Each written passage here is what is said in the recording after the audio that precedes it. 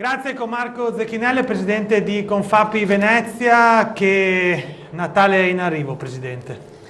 È un Natale senz'altro carico di ottimismo dal punto di vista della propensione al consumo. Ovviamente veniamo purtroppo da un Natale 2020 che è stato un Natale sostanzialmente in lockdown. Questo si prospetta sotto segni diversi. Ovviamente c'è e noi auspichiamo che si riesca ad evitare la zona gialla. Le prospettive in questo senso, nonostante alcuni pareri pessimistici, sono comunque positive e diciamo dal nostro punto di vista, e parlando della realtà industriale, i segnali sono ottimi. Infatti chiuderemo dal punto di vista del PIL con un più 6,5%, che è un fatto che giustamente non ha precedenti dal post boom economico in Italia. Ecco, glielo chiedo quasi sempre. Avete il termometro della situazione. Che 2022 vi aspettate? Allora, ci attendiamo con forti un 2022 estremamente positivo, ma le incognite sono molte. Come abbiamo avuto modo di parlare nei vari incontri che facciamo, nelle varie conferenze, le incognite sono legate soprattutto al costo delle materie prime e dell'energia elettrica.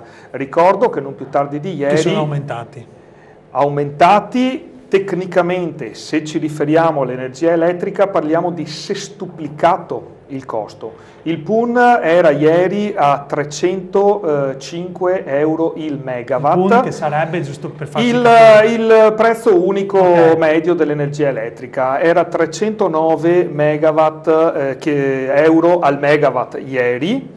E devi tenere presente che a dicembre del 2020 il costo era 50 euro. Okay?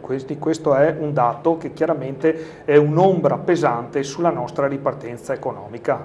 Ecco, è un'ombra pesante, ma è anche il caso di dire che c'è perlomeno un po' di fiducia anche per la primavera e poi per l'estate, anche se sono chiaramente galassie, se si pensa che insomma siamo alla fine dell'anno, però è chiaro che c'è chi già si sta preparando per quel periodo. Allora, noi abbiamo, il nostro ufficio studi ha analizzato diversi parametri, quindi sia le previsioni dei vari enti turistici e in particolare anche le previsioni delle compagnie aeree, che non prevedono un ritorno alla normalità per quanto riguarda l'estate del 2022, ma comunque danno già un buon indice per tornare alla normalità nel 2023. Quindi i dati relativamente, per esempio, per quanto riguarda il turismo, sono di senz'altro sicura e vigorosa ripresa.